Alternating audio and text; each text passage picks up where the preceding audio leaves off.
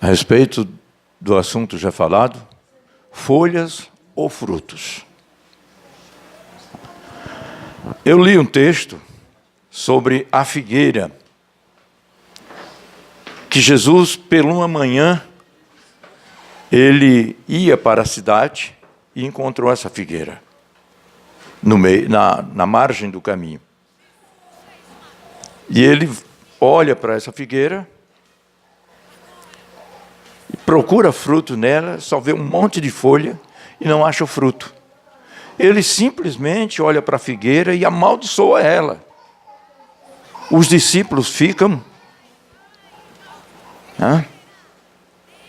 Como isso pode acontecer? Como secou imediatamente essa figueira? Eu observo isso aqui um pouco, voltando atrás.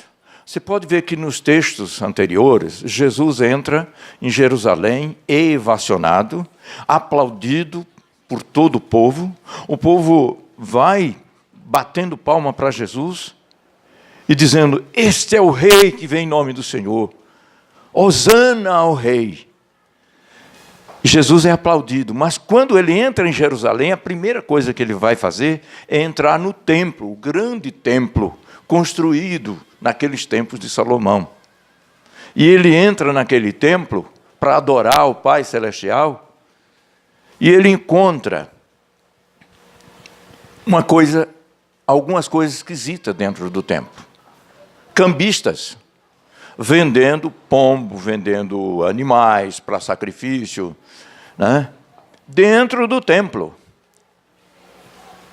E ele vai e tira os cordéis vem de corda, tira os cordéis que estão amarrados na cintura e manda chibata naquela gente, batendo mesmo.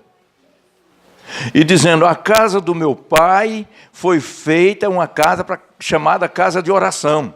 E não é uma casa não é um covil para ladrões e salteadores. Então ele entrou bravo no templo e parece que ficou nervoso, que mandou as cordas no pessoal. Revirou as bancas que eles estavam vendendo e mandou todo mundo para fora.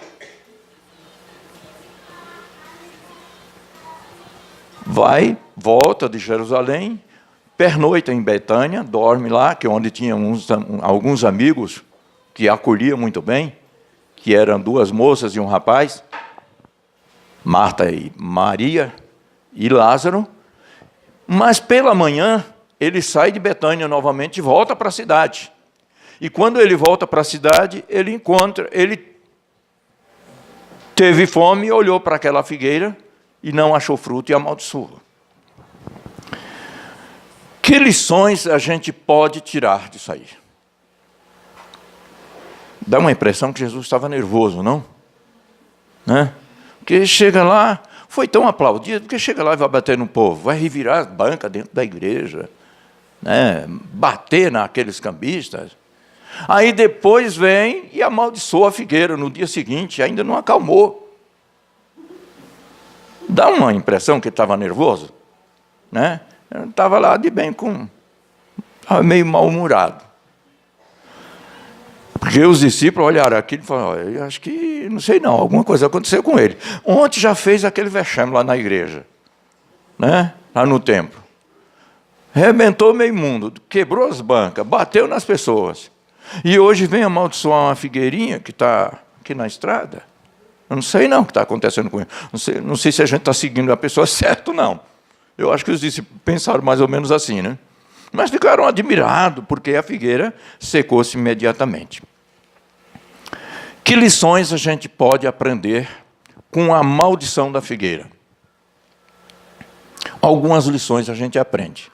Bom, primeiro é que a gente aprende que Jesus era humano, além de ser divino.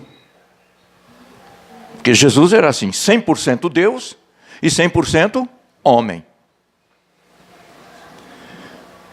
Aliás, a gente costuma até dizer o seguinte: como Deus, ele teve pai e não teve mãe. E como homem, ele teve mãe e não teve pai. Deu para entender? Como Deus teve pai e não teve mãe, porque Deus não é casado. Como homem, teve mãe e não teve pai, ou seja, nasceu sem precisar de pai. O pai adotivo era José. Sim ou não?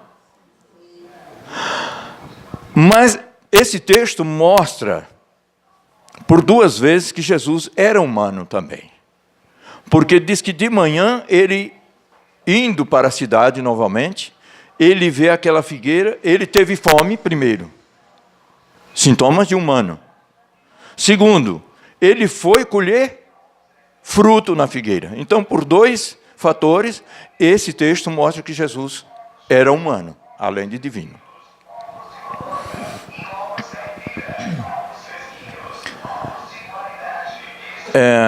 O texto também nos ensina outras lições.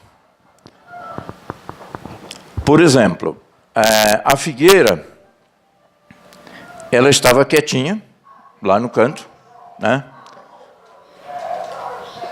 E ela vem na vida de Jesus para trazer um ensinamento. Aliás,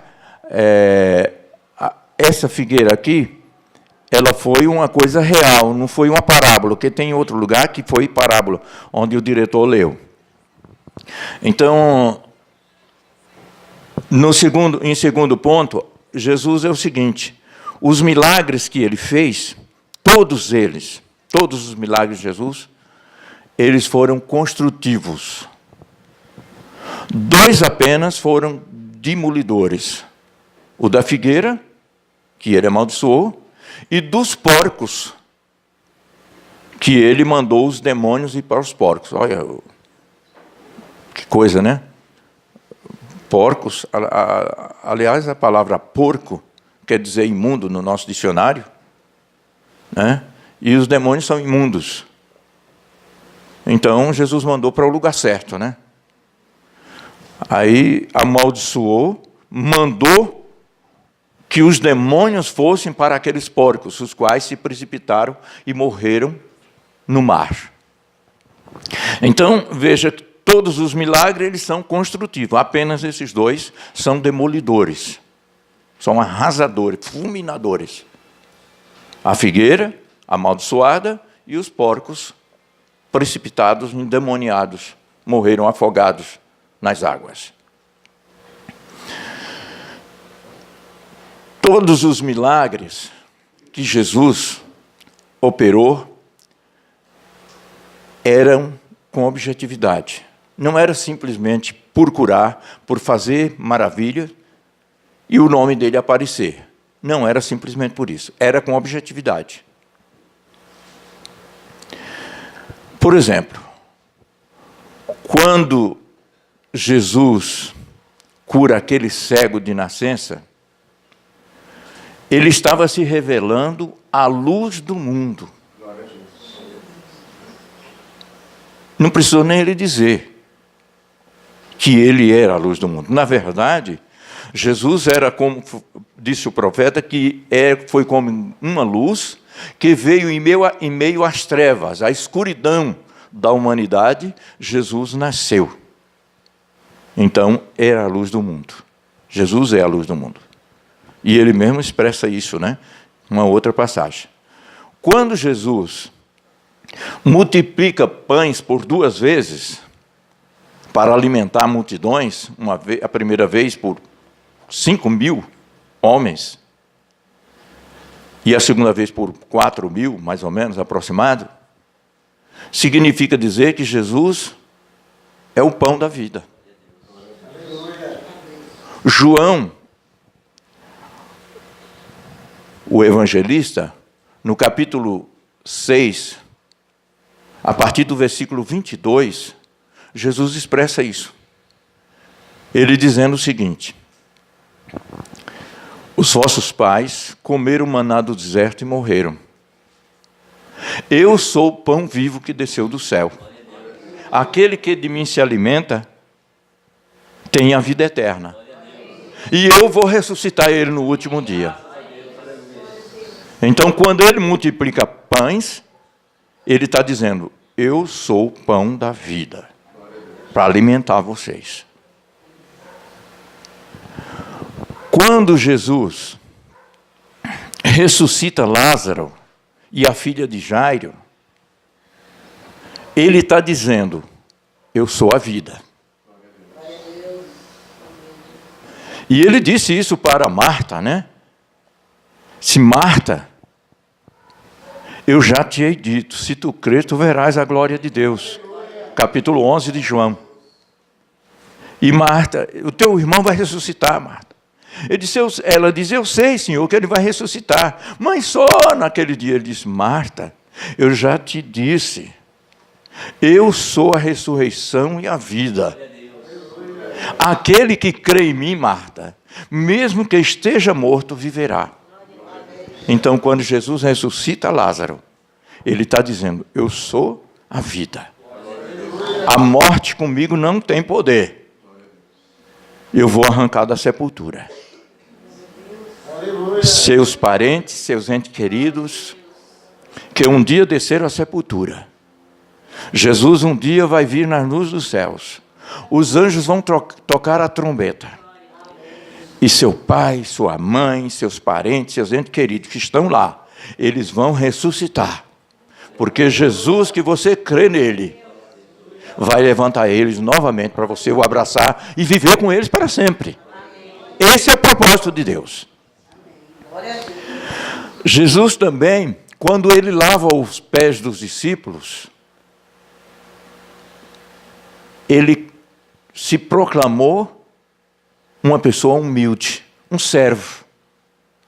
E ele diz em outras passagens, eu vim para servir, eu não vim ser servido.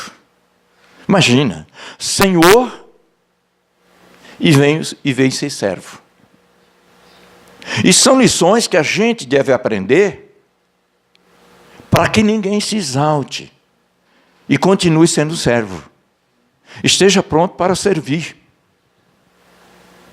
Isso aqui é prática da fé. Quando nós temos fé verdadeira em Jesus, nós aprendemos da palavra e colocamos em prática. Então, as lições que ele traz, através de seus milagres, a sua postura como filho de Deus aqui na terra, não era simplesmente para ele aparecer, mas é para ele dizer, para toda a humanidade, em especial para a sua igreja, como eu vos fiz, façais vós também. Então, o que Jesus fazia? Inúmeras coisas de benefício para a sociedade. Salvação, cura, milagre, enfim. Muitas coisas em benefício da humanidade. E aí ele coloca a propósito, se eu, Senhor e Mestre, fiz isso para vocês, deveis vocês também fazer isso uns com os outros.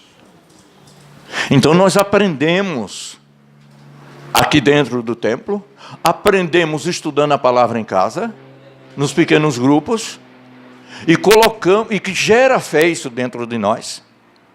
E nós colocamos essa fé em prática.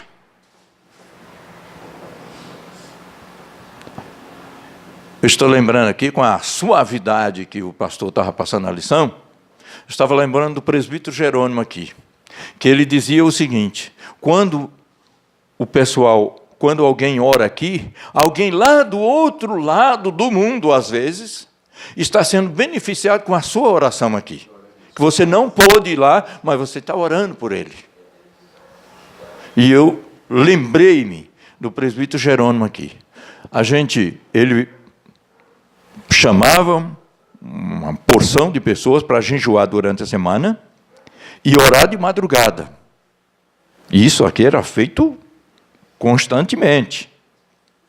E a gente fazia isso. E quando era no sábado, havia milagres dentro da igreja. Houve neste banco aqui, ó, não foi bem esse banco, que era um banquinho bem, né? Não tinha nem encosto, era só uma tábua com os pezinhos ali, não tinha encosto não os bancos, eram bancos bem judiadores. Você não podia se encostar, não. Ele ficava duro, uma estaca. Mas nesse local ali onde está o diácono, veio um pessoal de Pernambuco, um casal, que a mulher estava muda e surda. Não sei se alguém lembra desse episódio. Eu era novo na fé.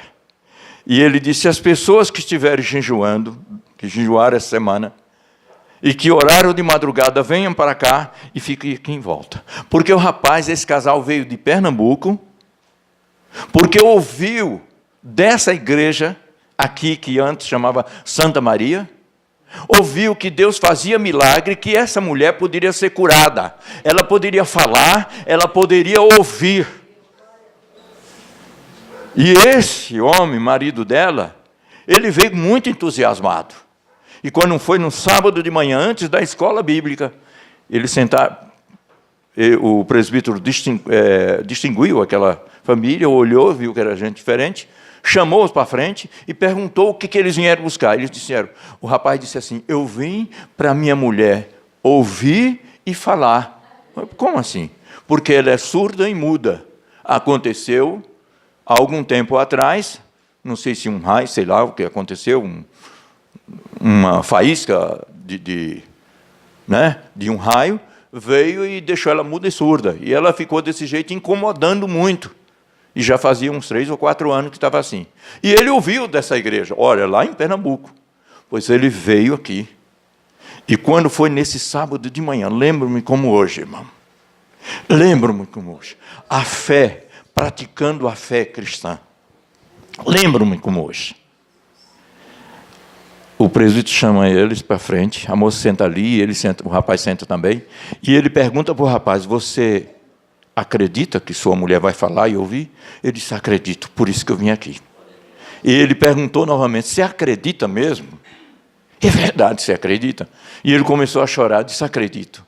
Então, se você acredita, ela vai falar agora e ela vai ouvir agora. Junta aqui, irmãos. Juntou os irmãos que estavam em jejum e oração. E o presbítero, em nome de Jesus, disse, você vai falar agora. Fala. E a moça abriu a boca, destampou os ouvidos, e ela se levantou e saiu pulando aqui. Foi muita alegria. Eu não esqueço isso nunca. A escola bíblica começou atrasada, porque a alegria daquela moça era a alegria de toda a igreja, e a igreja se revestiu. Então, queridos, todos os milagres que Jesus faz é com objetivo. Não só para a pessoa receber o milagre, mas para ela ser salva. Ela saber que Deus é Deus.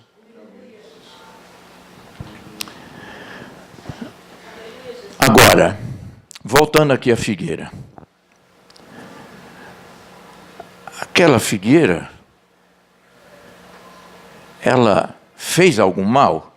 Figueira, se ela fosse um pé de urtiga, alguém conhece urtiga aqui?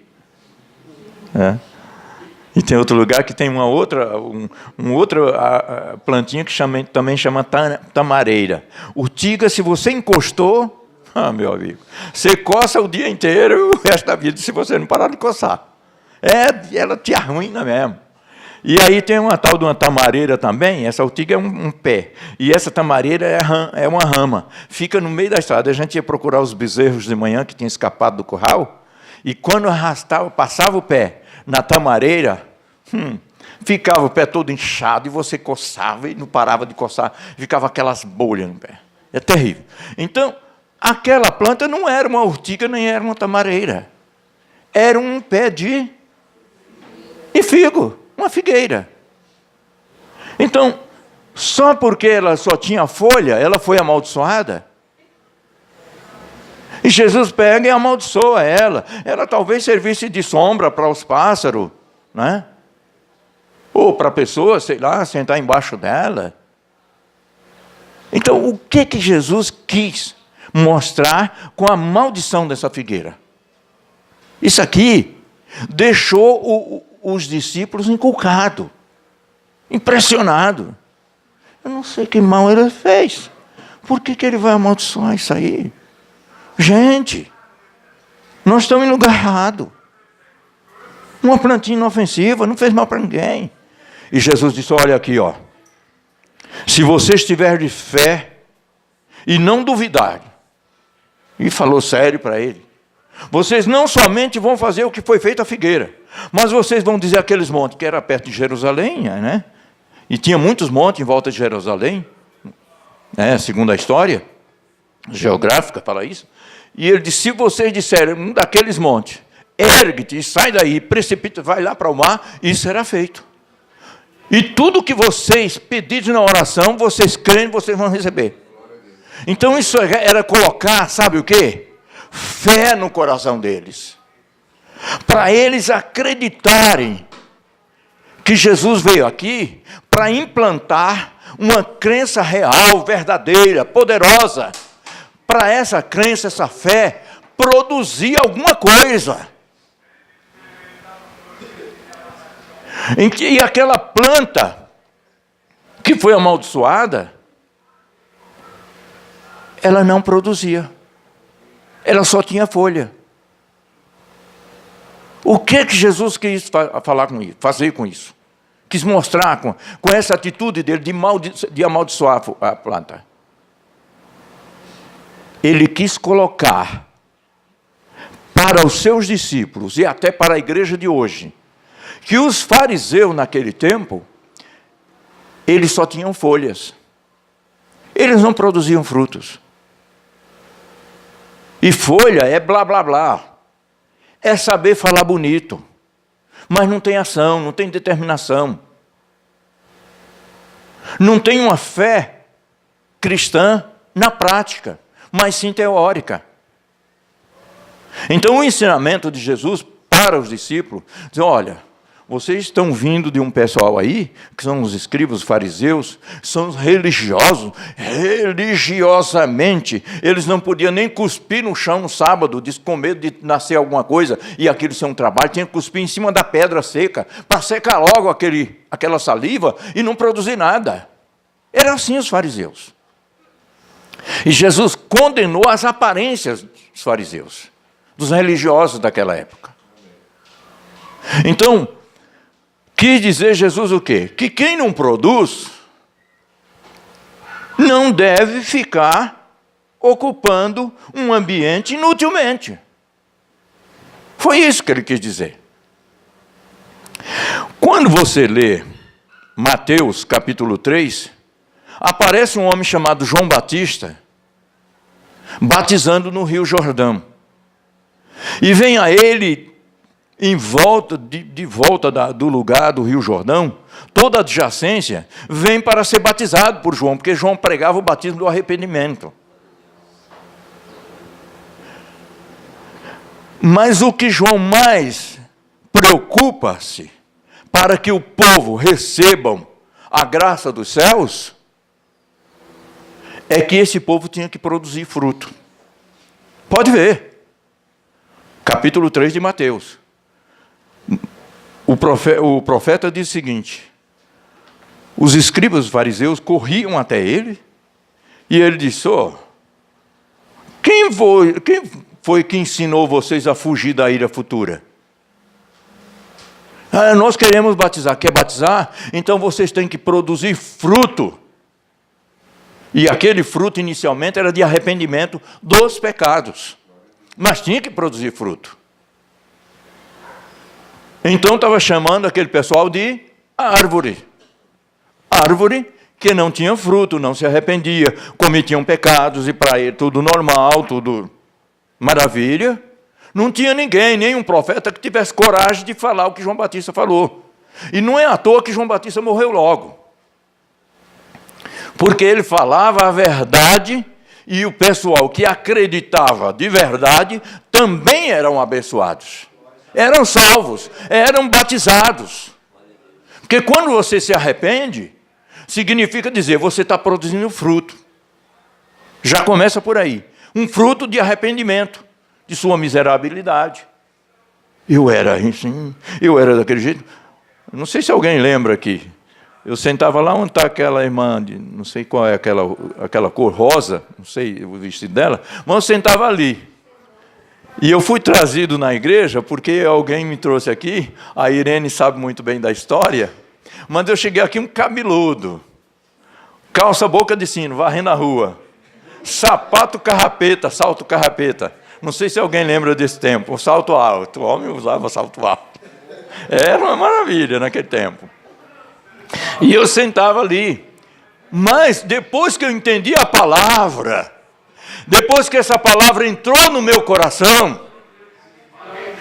eu produzi fruto dentro de mim, de arrependimento de uma vida maluca, da bebedeira, dos vícios, das noitadas malucas.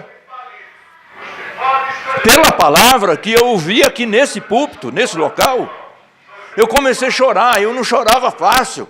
Irmãos, eu saí do Nordeste, eu não chorei nem despedindo da minha mãe, eu era filho único. Eu não chorei, mas quando eu ouvi essa palavra, bateu na minha alma, feriu-me dentro de mim, porque eu tinha alguma coisa que precisava ser tirado de dentro de mim. E isso, para ser tirado, tinha que ter arrependimento, fruto de arrependimento. Foi o que João Batista falou. Produzir, pois, fruto de arrependimento para vocês serem batizados. E eu passei pela classe batismal até que fui batizado. Então é assim. Fruto. Quando você chega em João, olha a preocupação de Jesus. João capítulo 15. Jesus se coloca como a videira. Né? Ele diz, olha, eu sou a videira verdadeira e meu pai é o lavrador.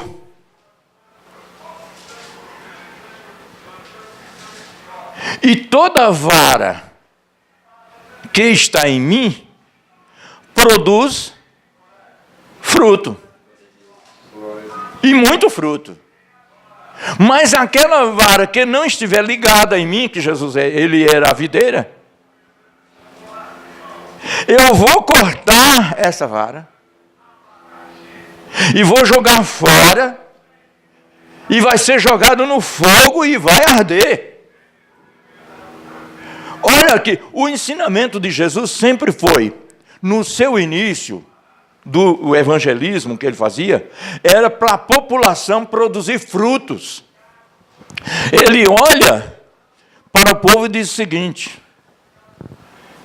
pelos frutos conhecereis a árvore. Então, como é que eu conheço que uma árvore é boa se ela não tiver fruto? Eu não sei se ela é boa. Agora, tem árvore, claro, que produz uns negócios esquisitos, né? Espinho. É uma planta também. Produz espinho para furar a gente. E Jesus falou também disso. Que a árvore má produz frutos má. Mas a árvore boa produz bom fruto. Então, Jesus se preocupava muito, a igreja, quando eu iniciei a fé, a igreja se preocupava muito com dons espirituais, dom de profecia, aí levantava a pessoa, saía profetizando, aquela coisa toda, né? Mas depois a vida dele não condizia com essa realidade que ele vivia dentro da igreja. Quantas pessoas que a gente viu isso? Em casa era um fiasco, mas na igreja era um profeta. E a preocupação de Jesus não foi para mostrar à igreja dons. A preocupação de Jesus foi: produza fruto. E fruto bom. E Paulo também ensina isso aos Gálatas, capítulo 5, versículo 22. Ele mostra, anterior ao versículo 22, os frutos da carne. Que é briga, é dissensão, é inveja, é maledicência, é um monte de coisa errada, é adultério, é um monte de coisa atrapalhada. Mas quando chega no versículo 22 de Gálatas 5, ele diz, olha, o fruto do Espírito é alegria, é bondade, é fé, é mansidão, é benignidade, é temperança, que é domínio próprio. Quer dizer, a pessoa sabe viver num ambiente que ele mora com sua família, produzir esse fruto do Espírito, Ele não se preocupa com dons espirituais, porque dons são consequências, irmão. Dons é consequência de bons frutos. A preocupação de Jesus foi essa: se você é uma árvore boa, você vai produzir bons frutos, e as consequências são maravilhosas. Então Paulo se preocupava com isso, Jesus se preocupava, João Batista se preocupava. A mensagem central do Evangelho é produzir frutos e frutos bons. Quer ser abençoado? Vai para o João 15 e te preocupa para estar ligado na figueira. E não se preocupe para receber a honra, porque galho não recebe honra. Quem recebe honra é a figueira, que é o Senhor Jesus. O galho é só para produzir. Já viu um cafezal? Pé de café? Que coisa linda nos galhos, né? Corta o tronco dele para você ver. Galho não produz nada. Então quem está recebendo a seiva é o tronco. Jesus é o tronco, é a figueira. E nós devemos estar ligados nele, para produzir, irmão. Produzir e produzir coisa boa. Eu vi os irmãos falando aqui, na lição, sobre um orar pelo outro e pregar para o outro. Ia fazendo essa cadeia, essa engrenagem. A igreja de Deus é engrenagem. Esse daqui foi ganho por pastor Lucas, é isso? Aí depois ele vai e prega para outro. O outro vai pregar e vai fazendo essa engrenagem. Isso é produzindo fruto. Porque entendeu a palavra. Que não precisa se preocupar. Não, eu quero ter o dom disso, eu quero ter o dom daquilo. Não, Senhor, me dá humildade no meu coração para eu receber os frutos do teu Espírito. Porque esses aqui é que vão fazer a diferença na sociedade.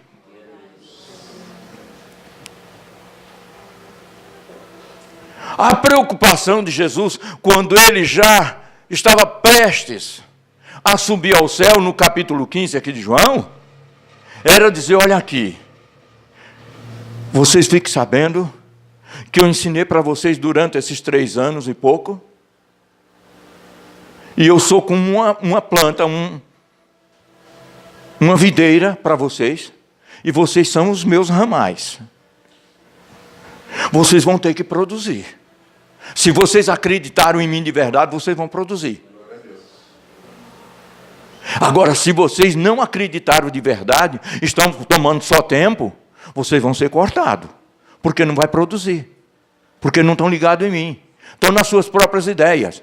Nós falávamos aqui também da lição, a gente ouvia bem, sobre a ação do Espírito Santo na vida da igreja. A igreja, para ser uma igreja produtiva, missionária, abençoadora, ela precisa estar primeiro na dependência do Espírito Santo. O homem vem com sua sabedoria, com sua tecnologia, tudo. Amém? Mas tenham cuidado. Não deixe o Espírito Santo de lado. Não deixe a palavra de Deus ficar de lado e pegar a palavra do homem. Pegue a palavra do Senhor. Hora de madrugada. Nessa madrugada eu estava sentado, estudando essa palavra, tentando entender esse texto maravilhoso. Jesus disse: olha aqui, se você estiver ligado em mim, você vai produzir muito fruto. Porque sem mim nada você pode fazer. Nada. Então como é que você olha no meio do grupo da igreja e vê a pessoa que está ligado em Jesus? Quando ele está produzindo, quando ele está trabalhando na igreja, quando ele está fazendo alguma coisa para o Senhor Jesus, quando ele vive de bem com a vida, com seu vizinho, com sua família, ele está produzindo sempre, porque está ligado na videira. E aquele que não produziu até hoje, misericórdia. Misericórdia, irmão. Eu lembro-me no início da minha fé aqui, que quando eu fui selado com o Espírito Santo, eu saí que nem um tonto por aí afora, e daí a pouco eu estava trazendo muito de colega. E olha, que era difícil de trazer, porque era colega das noitadas, da bebedeira. Era difícil. Fim de semana eu ficava de fogo junto com ele, praticava besteira, loucura por aí. Mas Deus me deu a graça. Depois da unção do Espírito Santo que veio sobre mim, eu saía e trazia eles. Aí um dia eu trouxe uns 6 aqui. Aí teve um irmão, não sei se é abençoado ou não, que ele chegou a dizer assim: você só está trazendo pessoas, mas ninguém aceita Jesus, não adianta nada você fazer isso. Ô irmão, eu era crente novo, saiu tão desanimado da igreja, quase que eu não voltei mais para a igreja. Se não fosse a namorada que me ganhou para Jesus, eu tinha ido embora. Porque, claro, que ela tem uma participação poderosa, né, para me trazer para a igreja. Foi ela que me trouxe para a igreja. Então, se não fosse isso aí, eu acho que eu tinha ido embora. Para você ver. Então, tem gente que não produz e ainda está fazendo com que uma barreira, uma fronteira barrada para você não fazer a obra. Mas Deus é maravilhoso e consegui me assegurar. Mas louvo a Deus também por ter colocado a Marina no meu caminho, né? Porque ela, quando o negócio, eu estava meio capenga, ela dizia: olha, é assim, ó, aqui tem um livro. Aí me dava um livro. Aí depois, dizia: ó, meu pai vai falar com você. O pai dela nem sabia que eu namorava ela. Me entravou, aqui tinha um quartinho. Ele me entravou aqui num sábado, irmão. Eu estava em jejum, porque todo sábado eu jejuava para poder deixar o vício do cigarro e da pinga. E ele me travou nesse quartinho aqui. E a gente só saiu quando só se pôs. Foi depois que terminou o culto, ele me travou ali. E olha, pegou de Gênesis até Apocalipse. Passando para mim a respeito, sabe que eu não estava, eu estava desacreditando, não sabe, porque um assembleano veio tirar da minha cabeça e falou que isso era coisa do passado, que era coisa do Moisés. Mas esse homem me pegou e jogou a Bíblia na minha cabeça, de Gênesis a Apocalipse. Eu fiquei encharcado de Bíblia. Quando foi à tarde, ele abriu o quartinho: só irmão, agora vamos fazer a oração do pôr do sol. Estava já escurecendo. Aí ele disse o seguinte: irmão, e meu sogro era autoritário, né? Irmão, você ainda vai trabalhar no sábado, irmão? Aí eu, né, com os dois medos, né? Medo de trabalhar no sábado e medo dele, né? Aí eu falei: não vou não. Pois é, irmão, se você trabalhar no sábado, você vai ser estipado. Você vai morrer. Irmãos, essas coisas. Então, minha companheira, ela atiçava, ela me jogava na fogueira. Mas foi bom. E hoje estou aqui, pela graça de Deus, ministrando a palavra que o Senhor tem. E já abri congregações nesse mundo por aí. Lá em Mairiporã tem uma, que foi a gente que iniciou. Estou ajudando o pastor Roberto lá, que não era pastor, não era nem diácono. Estava lá esquecido e a gente foi atrás dele, lá em Jardim das Flores. Peguei ele de lá e levei para Mairiporã. De Mairiporã nasceu a congregação. Veio Missões, tomou conta. Acho que não deram conta do recado. Fechou a igreja, nós fomos novamente, o irmão levantou novamente, está lá, construiu agora um templo, está bonito lá. Sábado passado eu estive lá, todo último sábado eu vou ajudar ele. Então é assim, querido. O Espírito Santo veio, sabe para quê? Para te convencer que você é uma planta de Deus. E que essa planta não pode ficar galho seco, só recebendo fezes de passarinho. Você precisa produzir, não só folha. Que folha é blá, blá, blá, é muita fala. É muita tecnologia, sabe? Estrategicamente, porque etimologicamente, não rende negócio, não desenvolve a causa. Ô, Jesus, então tem que ser do nosso jeito, meio atrapalhado nordestino, falar para o povo na linguagem que o povo entende. Entenda, você é uma planta de Deus, você vai produzir para a glória dele, e se você não produzir, prepare-se, porque a foice vem aí. João disse assim: olha, está posto machado à raiz da árvore. Toda árvore, pois que não produzir bom fruto, corta ela. Misericórdia, Deus. Era um pregador sabe? Era pesadão. Se tivesse hoje João Batista nessa tecnologia de hoje, ele não entrava nem na igreja, o pessoal não deixava ele entrar, não. Porque ele era um rodo mesmo. Diz que ele era como um trator, passando, quebrando tudo e preparando o caminho para o Salvador passar. Quebrando a estupidez da humanidade, a crença maluca que eles tinham e colocando os pontos certos por onde Jesus ia passar. Então, queridos, nós temos que produzir. Agora você diz, e agora? Eu não ganhei nenhuma alma até hoje. Como é que fica? Jesus vai me cortar e vai jogar no fogo. E é o fogo que vai arder com Satanás. O que eu vou fazer se eu não ganhei ninguém hoje? Se eu nem orei por ninguém até hoje? Calma, querido. Deus te dá uma chance. Como foi que o diretor leu aqui em Lucas? Lucas 13, 6 a 9, como foi que ele leu? Uma parábola. Mas essa parábola, é importante a gente entender que alguém diz, parábola é parábola. Opa! Eu não tenho parábola por ser parábola. Eu tenho parábola como um filme que Jesus bateu da humanidade daquela época e, ao mesmo tempo, ele revelou esse filme. Tá? Ele bateu assim, pá, e já revelou aqui. Ó. Isso aqui é a fotografia de vocês. Parábola é isso. Todas as parábolas que Jesus mencionava, expressava para a população, já queria dizer, isso aqui é a fotografia dos religiosos de hoje. Era a fotografia. Então, nessa parábola, você que está preocupado que não produziu nenhum fruto até hoje, Jesus te dá uma chance maravilhosa. Jesus é bom. Ele não vai já arrebentando tudo, não. Olha lá como é que diz. A parábola da figueira. Capítulo 13 de Lucas, versículos 6 até o 9. E dizia esta parábola. Um certo homem tinha uma figueira plantada na sua vinha e foi procurar nela fruto, não o achando.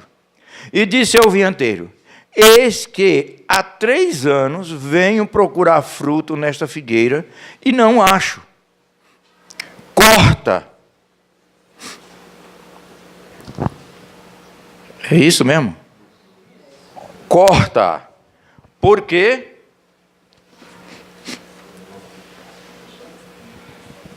ela ocupa ainda a terra.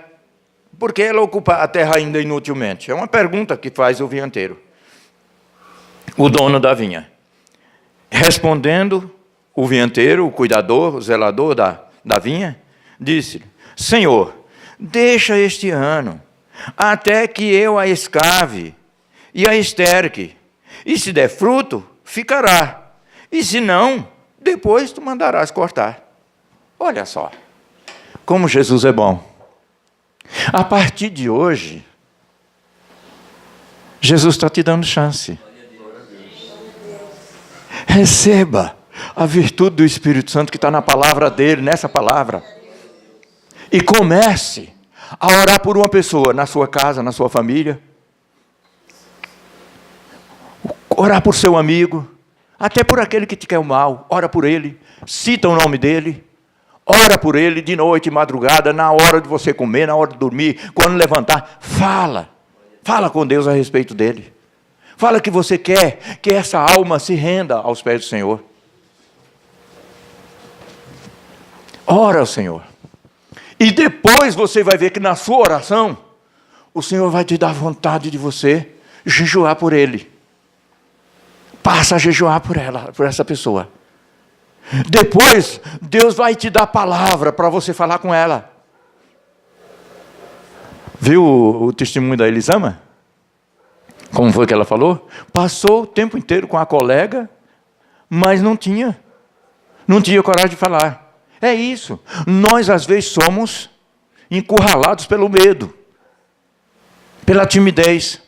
Não sei falar, eu tenho medo que a pessoa não aceita, ele vai gozar da minha cara, vai tirar um sarro de mim. Não é por aí não, querido. Se você orar, o Espírito Santo vai te impulsionar, vai te ungir, vai te dar palavra. Você começa a orar pela pessoa, e depois você vai falar para a pessoa. Você vai também mostrar as suas atitudes para ela. Isso é fruto que o Espírito Santo vai produzindo em você. E aí você tem a chance de salvar essa vida, de orar por ela e ela ser uma bênção, como muitas pessoas hoje vieram para a igreja por intermédio de outras pessoas. Que o Senhor se compadeça de todos nós e que nos dê a graça do entendimento da sua palavra. Folha ou frutos? O que você está produzindo? Então, se você produziu só folhas até agora, cuidado. Se acorda, porque a palavra está dizendo para você, você vai ter mais uma chance. Vai ser derramado sobre você o azeite do Espírito Santo, a unção do Senhor. E você será testemunha do Senhor, tanto aqui, na sua casa, nos vizinhos, no seu trabalho, na escola, onde você passar. Você vai ser bênção pelos seus gestos, suas palavras, sua maneira, suas atitudes, a honestidade. Tudo isso é fruto que você vai produzindo. As pessoas vão ver. E ainda quando é no sábado de manhã, você ainda vem para a igreja. Olha, essa pessoa é de Deus mesmo. Tem um testemunho excelente. Ajuda os outros. Ninguém vê ela berrando. Ninguém vê ela gritando, falando palavrão. Pessoa honesta, pagador. Convém imitar essa pessoa. Vou atrás dela. Onde é que ela vai? E aí achar a igreja junto com você. Que Deus te abençoe. Que você produza fruto para a glória de Deus. Você seja uma bênção para a sua casa, seja uma bênção para a sua esposa, para o seu marido, para os seus filhos, para os seus pais, para a escola, para a sociedade e para a igreja. Seja uma bênção. Produza fruto para a glória de Deus. Amém. Glória a Deus.